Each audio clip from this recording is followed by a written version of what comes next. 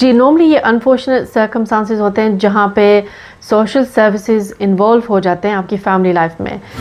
वो उसी टाइम पे इन्वॉल्व होते हैं जब उनको कुछ लगे कि बच्चे की लाइफ में भी रिस्क पे हो, या दोनों जो पेरेंट्स हैं वो इनकेपेबल हैं लुक आफ्टर करने के लिए। मोस्टली हमने देखा है कि समटाइम्स पेरेंट्स में भी काम पे जा रहे हैं या ड्रग या अल्कोहल अब्यूज़ कर रहे हैं, तो उस सिचुएशन में वो बच्चों को लुक आफ्टर प्रॉपर्ली नहीं कर सकते। तो बच्चों की सेफ्टी के लिए सोशल सर्विसेज इन्वॉल्व होकर बच्चों को ले जाते हैं। उनको मे बी फॉस्टर केयर में रख दें या सेपरेट उनको रखें। तो इसमें इस सिचुएशन में पेरेंट्स अक्सर कहते हैं कि उनके ऑप्शंस क्या हैं। तो ये कोर्ट के थ्रू अप्लाई कर सकते हैं अपने बच्चे की कस्टडी वापस लेने के लिए।